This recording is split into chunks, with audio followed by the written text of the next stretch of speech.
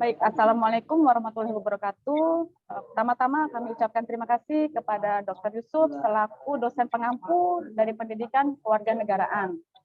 Kami dari kelompok 3 akan mempresentasikan urgensi integritas nasional. Di dalam kelompok kami ini terdiri dari saya, Dia Ayu Puspitasari, dan juga saya ditemani oleh rekan-rekan saya yang cukup hebat, yaitu Ibu Ayu Lestari, Ibu Angelika Selvia Thomas, Daniel Evans, Deden Muhammad Ridwan, Ida Ayu Putu Ita Venitasari, Irwan Syahputra, Meliana Prihatiningsias Setiadi, Wina Syahrini, Ahmad Widi, serta Rita Destiana Putri. Saya sebagai moderator mempersilahkan kepada rekan-rekan saya untuk membawakan presentasi ini. Terima kasih.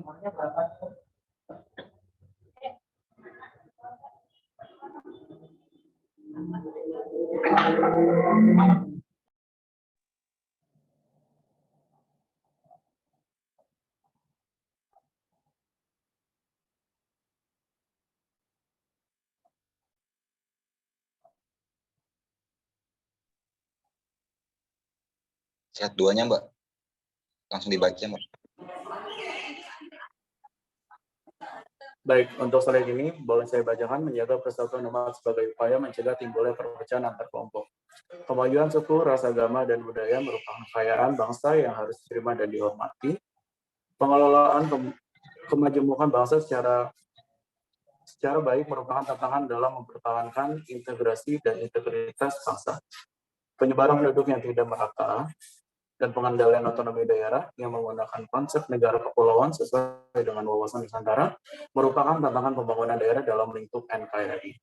Di samping itu, pengaruh globalisasi juga merupakan tantangan bagi pemantapan persatuan bangsa dan kesatuan negara.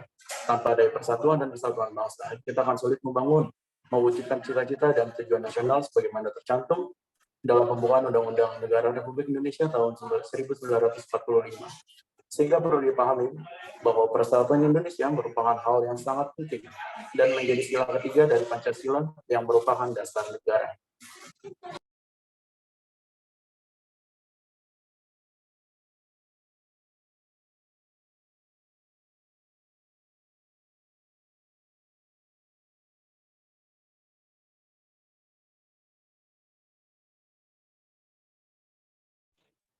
Berikutnya Papua yang terletak di wilayah paling timur dari Kesatuan Republik Indonesia masuk dalam NKRI pada tanggal 19 November 1969 melalui resolusi PBB nomor 2504.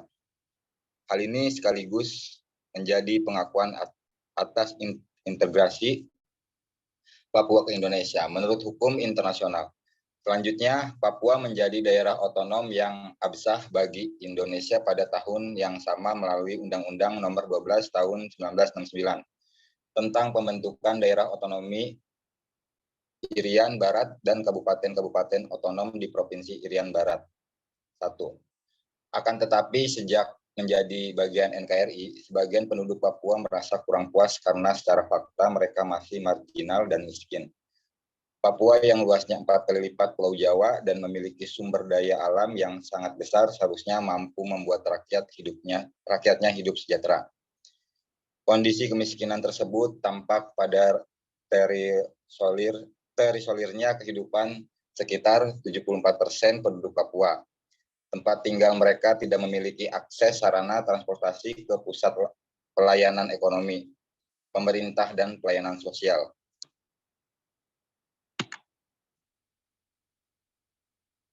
Ketidakpuasan secara ekonomis itulah yang memunculkan semangat untuk memerdekakan diri. Pemerintah pusat dinilai gagal dalam membangun kesejahteraan di Papua, apalagi dengan diadakannya operasi militer oleh pemerintah pusat untuk mengatasi pemberontakan separatisme di Papua yang dalam faktanya justru banyak menimbulkan pelanggaran HAM. Hal ini memperkuat rakyat Papua berkeinginan untuk melepaskan diri dari NKRI. Kondisi tersebut mencerminkan masalah integrasi nasional harus dimantapkan secara terus-menerus untuk dirawat, dikelola, diperkuat persatuan dan kesatuan bangsa di dalam satu ikatan keindonesiaan. kondisi nation atau bangsa seperti itulah yang sesungguhnya dipersembahkan dan diwariskan para pendiri bangsa dan negara atau founding father kepada NKRI yang berdasarkan Pancasila dan Undang-Undang NKRI tahun 1945 dengan Sesanti Bhinneka Tunggal Ika atau sekarang dikenal dengan 4 konsensus dasar. Hasil dan analisa. Pemantapan persatuan dan kesatuan bangsa dilakukan melalui integrasi nasional, yaitu proses dinamis yang menyatukan rakyat, wilayah, dan pemerintah sebagai komponen fungsional komunitas politik nasional, sehingga mampu untuk mencapai cita-cita dan tujuan nasional. Konsepsi nation atau bangsa oleh founding fathers kita adalah suatu entitas politik yang terdiri atas warga negara, walaupun berbeda latar belakang, ras, etnik, suku, agama, budaya, golongan satu sama lain, namun punya kehendak yang kuat untuk bersatu. Untuk syarat yang dibutuhkan bagi terwujudnya integrasi nasional yaitu, yang pertama, adanya kesadaran, pemahaman dan tekad bersatu sebagai bangsa Indonesia sesuai 4 konsensus dasar. Yang kedua, adanya kesadaran, pemahaman dan kesepakatan tentang cita-cita dan tujuan nasional yang tercantum dalam pembukaan UUD NRI tahun 1945. Yang ketiga, mewujudkan kesejahteraan dan keamanan yang berkeadilan di seluruh tanah air. Tanpa kesejahteraan yang berkeadilan, sulit diciptakan kondisi aman dan kesejahteraan masyarakat. Sebaliknya, tanpa kondisi keamanan yang kondusif, pembangunan untuk mewujudkan kesejahteraan sukar dilaksanakan. Kata kuncinya adalah kita mampu menjaga suasana damai.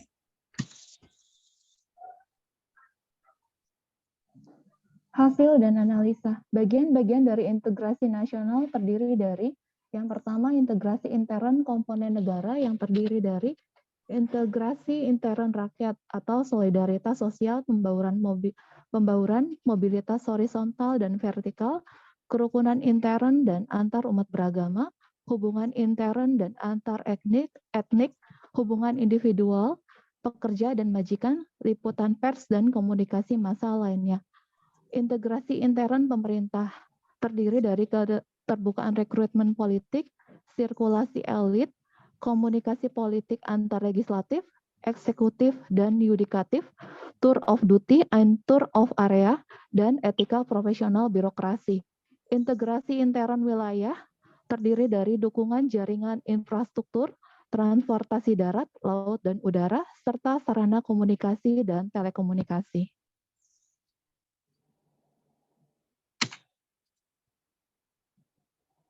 Integrasi antar komponen negara yang terdiri dari integrasi antar rakyat dan pemerintah atau masalah demokrasi, kepemimpinan, sistem politik, legitimasi, dan pertanggungjawaban pemerintah atau pembangunan hukum, sistem pemilu, desentralisasi, dan otonomi daerah.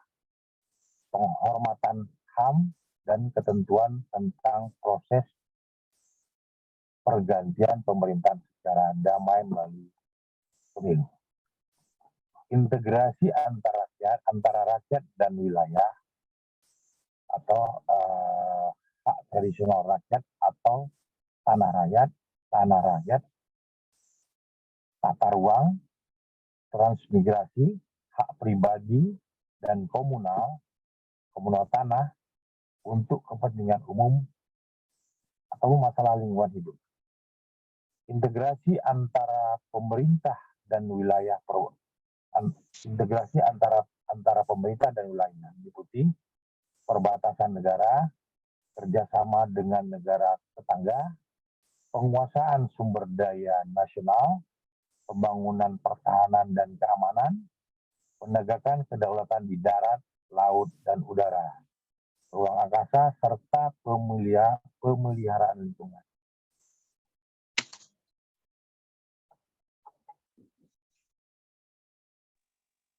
Hasil dan analisa. Peran nasionalisme dalam integrasi nasional terdiri atas kata nation dan isme.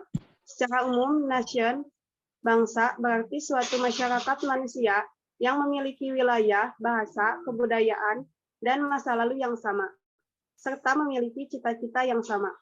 Sedangkan isme berarti paham. Inti pengertian nasionalisme yaitu adalah suatu paham, suatu ideologi, suatu isme yang berisi kesadaran bahwa tiap-tiap anggota bangsa merupakan bagian dari suatu bangsa yang besar, yang berkewajiban mencintai dan membela negaranya, dengan mendahulukan kepentingan rakyat Indonesia agar tidak terjajah secara politik, ekonomi, budaya, dan bahkan militer.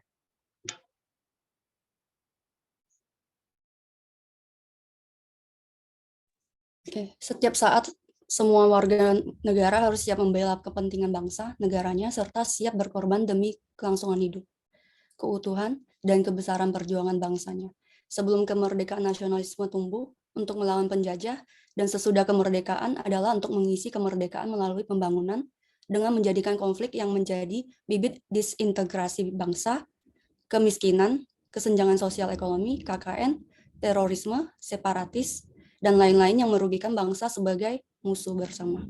Hal ini tidak terlepas dari dampak negatif globalisasi, antara lain timbulnya sikap materialisme, individualisme, fanatisme, kedaerahan, dan pandangan agama yang sempit, sehingga sikap-sikap nasionalisme, persatuan, dan kesatuan bangsa, serta sikap yang mengutamakan bangsa daripada kepentingan pribadi atau kelompok, cenderung semakin jauh dari masyarakat Indonesia.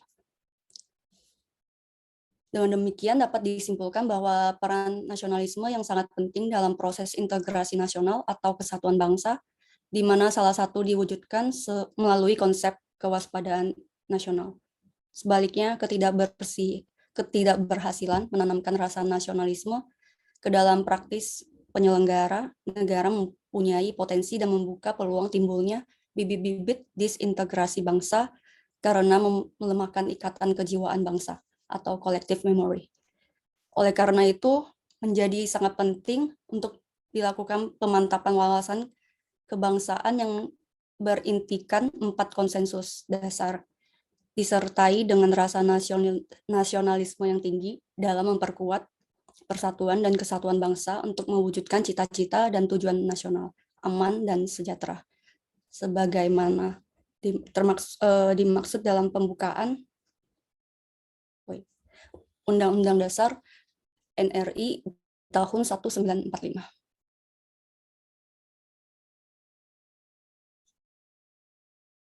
Sekian.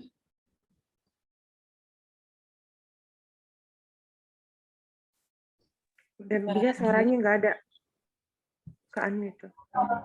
Baik, terima kasih. Demikian presentasi kami dari kelompok 3. Kami mohon maaf jika kami mendapatkan kesalahan dalam penyampaian. Wassalamualaikum warahmatullahi wabarakatuh.